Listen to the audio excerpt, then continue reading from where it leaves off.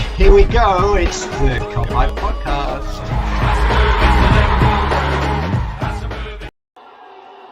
Walsh.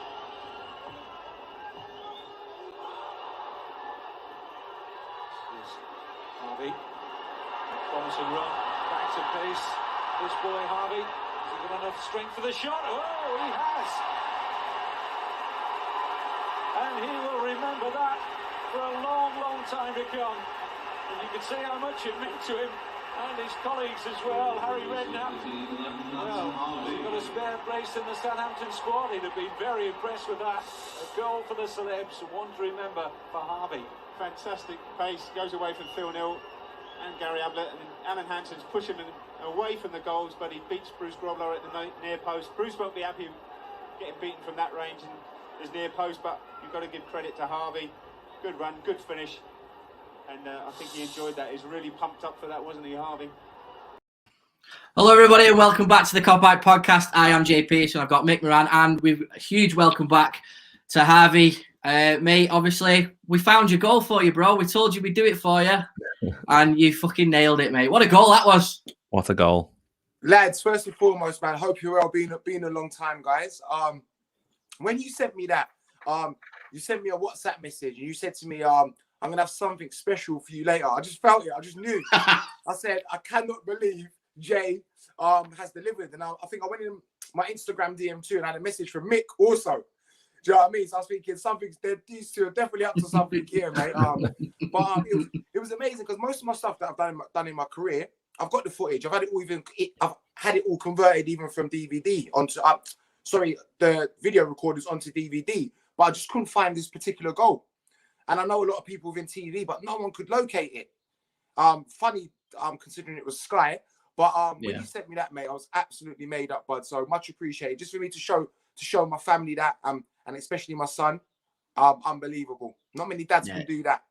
It's true that, mate. You're very welcome, mate. Like I said, we appreciate the support that you give us on this channel as well, bro. So yeah, but talk us through it, mate. I mean, bloody hell, scoring at the Cop End against Bruce Grobler. Don't get any better than that, does it? It was the most bizarre weekend.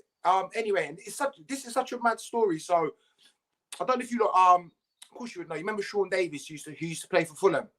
He was like one of my close friends. And he was playing away, and I remember he knew that I was playing at Anfield. He went, listen, you got to travel up in style. Like, you and my cousin can borrow my you and your cousin can borrow my X5. So this was that. To go and stay in the hotel. The hotel was just outside of Liverpool to play in the Tsunami game. So we borrowed Sean's X5, me and my cousin, and took this drive to Liverpool. We got there early, and my cousin said to me, look, I remember him saying to me, I know we usually go out before these little celeb games and you still score hat tricks, but he's like, just stay in tonight. Just stay in the hotel bar. Like, it's your boyhood club. You know what I mean? Like, not very many people. Just don't get drunk. So this is my big cousin. Keeping me totally focused. I remember I sat in the bar.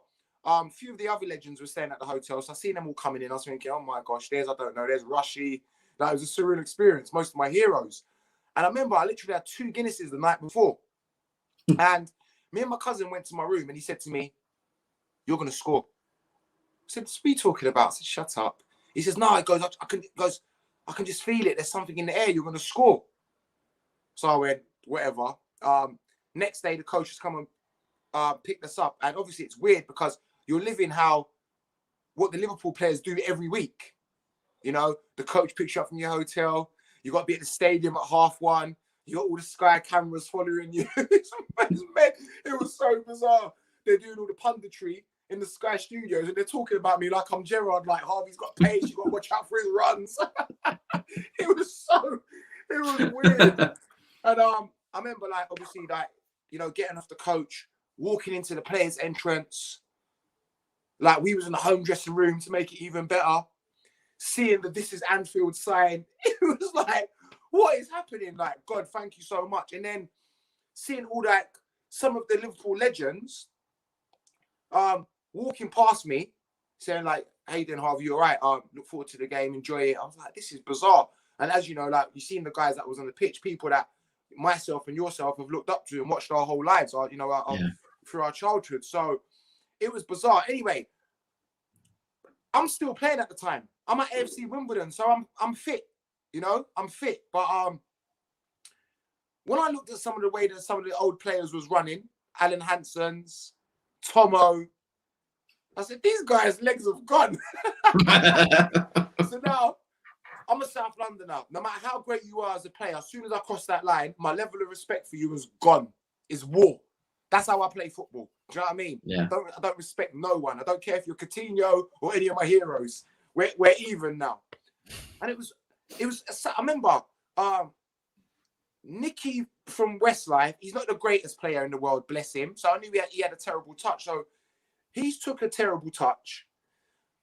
But I knew, for some reason, I could feel it was going to take a deflection. I knew the ball was going to come to me. And I remember looking up and thinking, there's Alan Hansen, and I can't remember whoever I ran past. And I said, these guys cannot run. Yeah? So as soon as the ball came to me, I knew what I was going to do straight away. I thought, first geezer thinks, he's probably been advised that Harvey's quick, he's going to take you down the outside, take you down the line. Now, see you later, mate. Whoops, go inside. So he was gone. I took him out straight away.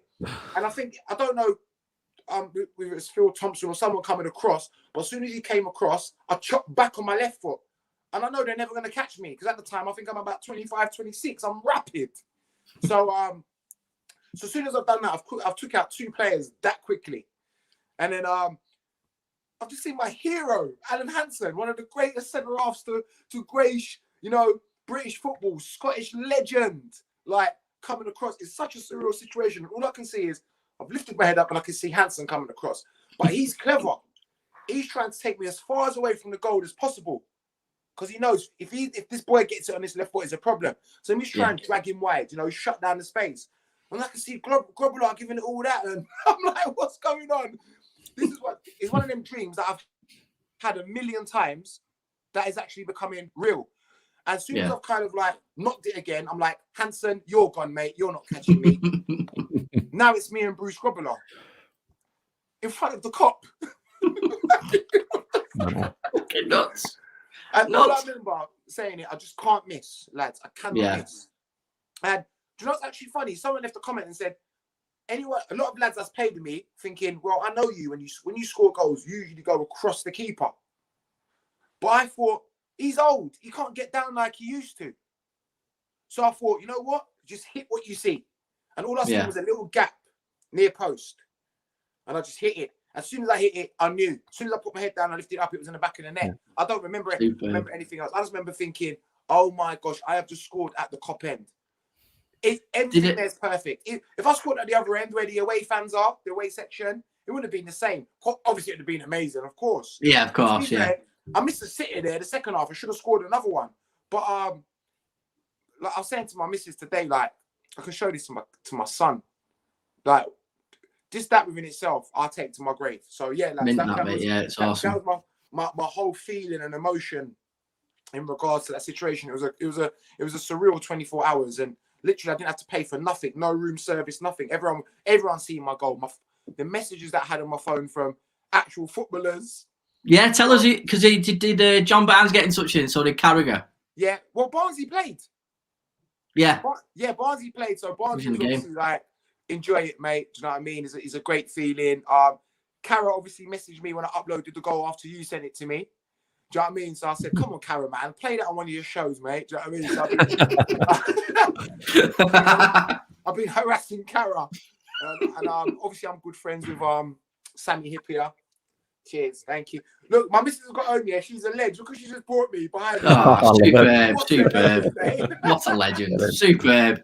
Superb. I've got it made. So well, while you swig that, we'll play the goal one more time. You have a bit swig that. Walsh.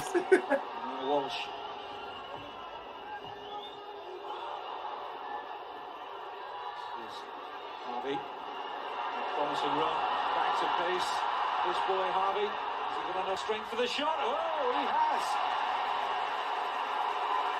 And he will remember that for a long, long time to come. Fucking superb. Love it. Love it. Guys, seriously, to God, thank you so much for the footage, man. It means a lot. And seriously, I really appreciate that. Considering I said it to you, I didn't think you were going to get it. You know what I mean? So even my agent's buzzing because it's great for your archives. Do you know what I mean? Yeah, of course, mate. Yeah, it's very good for your archives and it's good for documentary reasons too. Hint, hint. well, yeah. Well, fair play, mate. No, good for you, mate. Thanks No, a I'm lot, glad. Yeah, you're very welcome, mate. Glad we could help you out. But obviously, thanks for coming back on the show, mate. 'Cause I know you're really, really busy. But you know, like I said, it's been a while. I've not had you on since the Atalanta game. That's so obviously, long time ago. Just your thoughts, mate, on what the season so far for Liverpool and what your general thoughts of how it's been. Try and sum it up. Where do I start, lads? Something out of the twilight zone, to be honest with you. When we beat Spurs, I was like, this is a massive game. You know, a massive game to get 3 points, considering our injury situation. And I thought, once I looked at the up-and-coming fixtures after the Spurs game, I thought, we are good. We can be 6 points clear. 6 or 7 points clear. So when you look at West Brom, Newcastle, Southampton, I think have I missed someone out here? Them three games, I'm thinking West Brom, Newcastle, 6 points. I'll take a draw at Southampton. Yeah. And a win's a bonus because Southampton are a good side. And their manager is very similar to our manager. So I'd have been happy with that. Let's talk about West Brom first. I'm watching the game. And I remember I was literally in my front room by myself. I'll never forget it. Mrs. Kids was upstairs in bed. And there was a funny feeling in the air. And we kept missing chance after chance after chance. And I said, they're going to equalise. I said it in my head. You know? I said it in my head. And I says, always Sam Allardyce, always does a number on Liverpool. Always does a number on us. And I said, Sam's coming in, same tactics again. Soak up the pressure. Banks a 4. Defend tough and try and nick something. How many times has Sam Allardyce done that to us? Yeah, exactly. And he done it again. So that was that game. Newcastle, another tough situation because Callum Wilson's my good friend. And I was speaking to Callum the day of the game.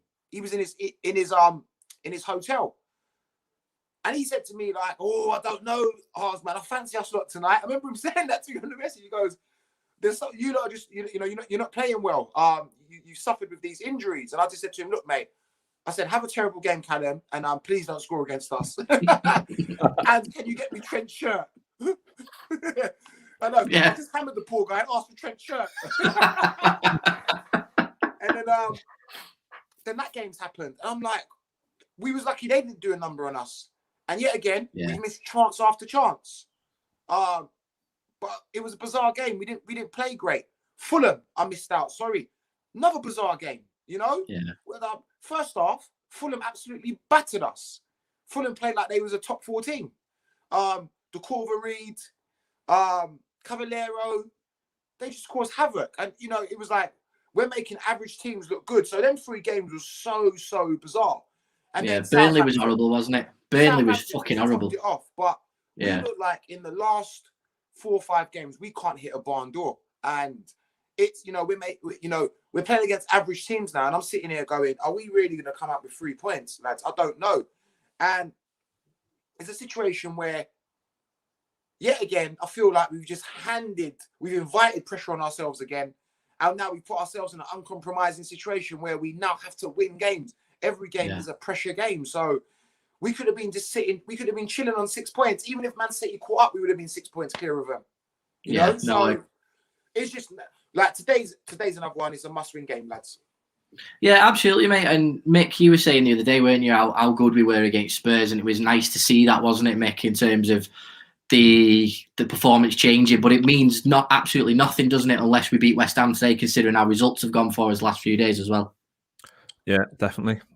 We need to keep this run going. I mean, I was worried about Spurs because I thought missing Fabinho and then Matip plays and it gets stuck off at half time and you're like, fucking hell, nothing's going right at the minute. But performance we put in there, like I said after the game, even if we play 80% as good as that West Ham Spurs second half, we should have enough West Ham. I know West Ham are playing well at the moment, but like you said, Jay, it couldn't have came up against West Ham at the best time. I mean, they're doing well, but they're the closest to us in the league. So if we win today, it puts even that much more space between the both teams. So it's a perfect time. So yeah, I'm looking forward to today's game. I mean, we're going to be missing Matip and Fab, aren't we? So looks like it'll be Henderson and Phillips as a centre half pairing. But that should be enough, because the way the front three were playing and the midfield were playing against Spurs in the whole game, then if we carry that over, we should be fine today, I hope.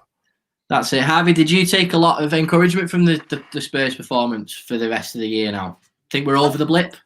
100%, because listen, these things happen in football, and sometimes, like, if the momentum's not with you and energy's not with you, these things can happen. And right now, this is Liverpool's tough moment, and we've got to deal with it, just like many teams have. And just be honest with you, lads, the last 2 to 3 years, we've been in cruise control. Do you understand what I'm saying? So if you are true champions or you're true warriors, now these are the moments to define you. One thing with Liverpool, the quality is always there, so you know that it's not going to last for too long. And I think if we do start Nat Phillips today, perfect game, because West Ham suits him. Big players, set pieces, perfect. I don't really worry about the centre-half situation now, because we press so high, we keep teams in, and we always, even look at the last 5 games, we've controlled possession, as always. So we know today, West Ham are going to be pinned in, you know? And I believe if this game was at Anfield, I'd be a lot more nervous, because then West Ham can do a number on us, you know, defend, you know, be stubborn at the back and hope to catch us on a counter-attack like most teams do. Yeah. But today, because they're fifth, they're feeling a bit confident. They're going to come out, aren't they? And that suits Liverpool. So. Yeah. That suits Liverpool. Yeah. So come out, do what you have to do, because you know that we can cut you to pieces in 3 passes. And the way we played against Spurs on Wednesday was, it wasn't me going, oh, well done, boys. It was like, well, now we're back to how we're meant to be playing, you know? Trent looked himself. Trent's been awful the last few games, like defensively, you know? And I'm like, come on, you know, your class is one of the best right backs in the world. You've got to defend better than that, because in the World Cup and in the Champions League, he's going to come up against world-class wingers. And you can't be getting found out, you know, marking wrong side. Just, you know, Dwight McNeil, sorry, the Burnley game, like, just too many to mention. Dwight McNeil, he made Dwight McNeil look like Ryan Giggs. And I was like, so it's just hopefully, now it's like, what's weird is I'm not going into the games confident. I'm going into the games a lot more humble. Yeah. And that's not the Liverpool way. So now I'm going, listen, let's give West Ham the respect they deserve. And if we're on top of our game, they should hold a 3-0. Yeah, that's a really good point that you've just said there, mate, about the respect. Because Mick, they've played in the last 6 games. They're undefeated. They've drawn 2, won 4. So West Ham they're playing a lot better under Moyes now, because he's playing a lot better in terms of not trying to hold the ball all the time. There's a lot of counter-attacking football. You know, Mark Noble tends to play in the 10 up against the stronger teams, which obviously we would class ourselves as a stronger team. But Mick, I mean, how do you see? I mean, do you agree with what Harvey's saying there in terms of, like, West Ham will sort of sit back a little bit and let us come at them, because obviously they need to, really? I think that's just the default setup for most teams against Liverpool. I think even the top teams completely abandon their whole philosophy, because they know that's how good we are when we're on top of it. Like, even when we play Man Cities and Chelsea's and whoever else, like Man United, for example, when we played them the other week in the league, they played like Pogba in right mid and completely switched up the whole philosophy and tactics, just because they know they need to stem the flow of what we're all about, which is what teams always do. But we haven't shown that in patches as much as we should have this season. But Spurs was a return to the normal, so I'm hoping we can continue that today. True. Harvey, the front three, obviously, like you said, we've not been able to hit a barn door with a banjo over the last couple of months, but obviously the way the 3 of them played against Spurs was fantastic. I thought Firmino was absolutely on fire, and another performance like that today for Firmino, we should win the game if he plays like that again, shouldn't we? Listen, like I said to you, Bobby's had a tough time, but Bobby never goes hiding, you know? No. And he's a great player, and he's an unsung hero. He puts in so much work that goes, like I said, unrecognized. And I would never ever, when Bobby's going through a tough time, be it, you know, he's not scoring enough goals. He's not getting the adulation that Mo Salah and Mane gets. The guy is an unsung hero. And like I said, if Bobby's on top of his game today, he will create the space for everyone else, and hopefully we'll go in and win it. And like I said, the guy he works hard. There's not, even when he's playing bad, he's still working hard. You know, so he is. you know, like I said, Liverpool's a hard man's work in town. All Liverpool fans want to see is players giving their blood and sweat for that shirt. And there's no way in hell you can ever say that Bobby Firmino doesn't do that every game, even when he's having a hard game and a hard afternoon. So hopefully Bobby continues playing like he did on Wednesday against Spurs. Even well, he's good. Well, that's it, mate. But he's going to have to do it from the bench because we've just got the team news in now. Yeah. So it's Alisson in goal. It's Trent, Phillips, Henderson, Robertson at the back. Wijnaldum, Milner, Thiago in the middle. Shaqiri, Salah, and Origi starting up front. So there's no Mane and Firmino's on the bench. What do you make of that then, Harves? Listen, not to put any shade on any player, but Origi away from home worries me. Yeah, absolutely, mate. Agree with you. Shaqiri's playing very well. Very well. Very, very well. So I don't have a problem, but I would have kept Mane and Salah. So I think Mane's got a knock. I think Mane's got a knock. Play, so we've got to deal with the cards that we're dealt. But he's got a muscle injury. Yeah, I really hope that Origi comes to life because at the moment he's just going through the motions. He looks like he doesn't even want to be there. Do you know what I mean? And if you're going to come on, you've got to make an impact. And he's not really making an impact like he has done the last 2 seasons. So listen, it is what it is. Klopp's obviously got his thinking and his reasoning behind it. He's put a lot of big boys in there too. And I also wanted to comment on one thing. Very disappointed in Dietmar Hamann, the comment that he said about Thiago. Thiago slows the game down. Right. Now, especially him being a centre midfielder, I thought he would know better. Now, we have lost our 2 centre midfielders who now have to play centre off. Yeah. Henderson is the driving force in that midfield, verbally and physically. Mm-hmm. Right? He's the one that drives them on. We've just lost our 2 dragons.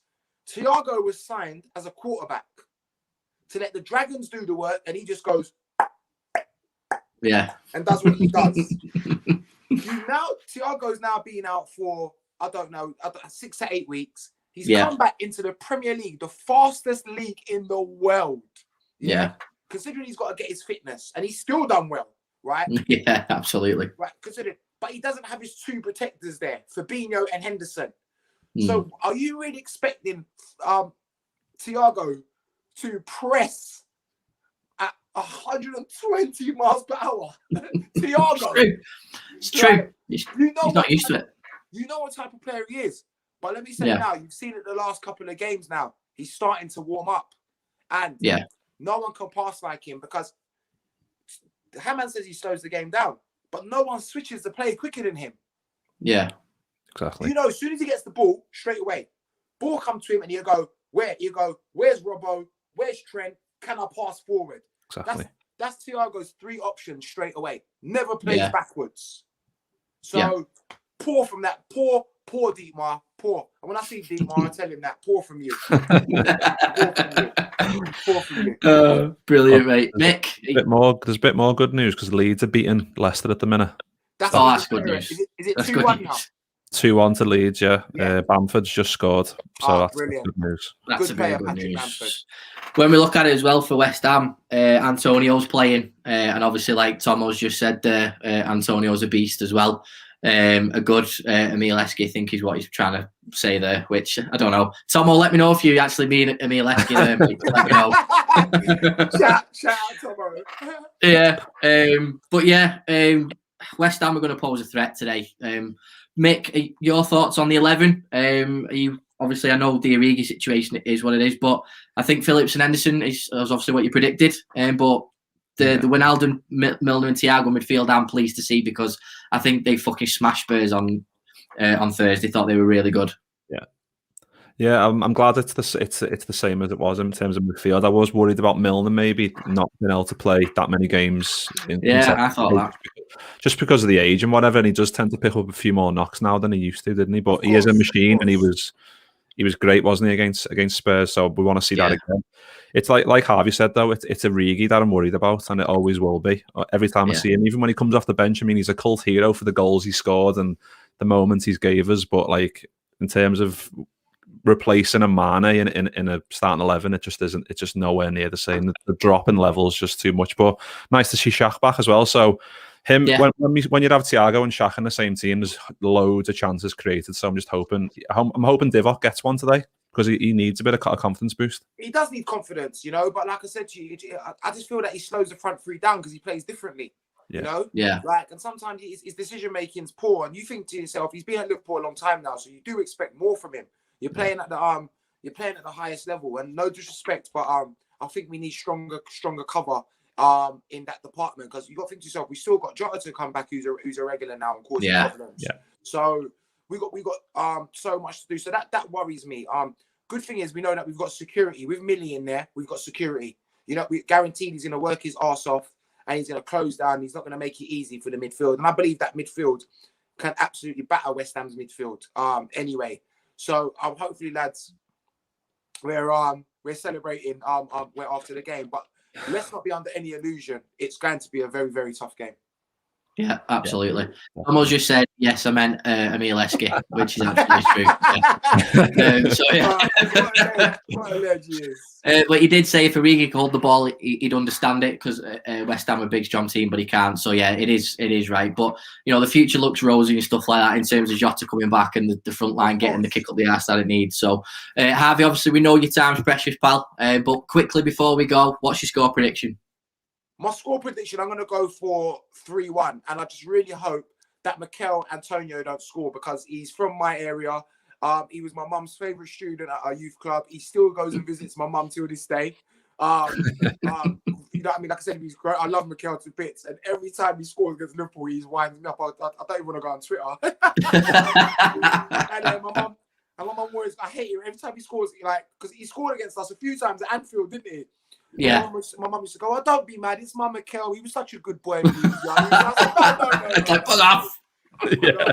So, lads, I predict it's going to be 3-1, providing we start well and we continue as we left off on Wednesday for the Spurs game, boys. Yeah, fair play, mate. Mick, your score prediction? 2-1. Like Harvey said, Antonio's gonna score. He's bound to score. He loves playing against Liverpool. He always scores. So I'm just expecting it. Don't. I know.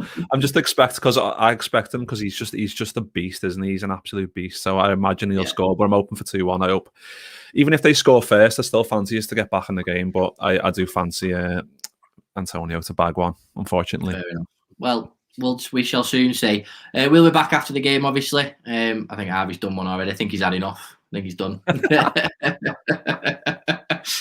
We've probably lost him for a minute. We'll give him a chance to come back. But David Rollins obviously said that there's no start for Minamino again, which obviously is a bit of a mess up that we'll discuss after the show to see if Minamino gets in. Harvey and his beautiful face is back. But Harvey, what we just want to say, mate, is thank you very much for jumping on the show, mate. We appreciate it. We're going to go out with a bang as well, because we're going to show your goal one more time as well, mate. And obviously, when you're free again, mate, just let us know, and you can jump back on the show with us as well, mate. Thanks to everyone for watching, and we'll see you next time. Walsh.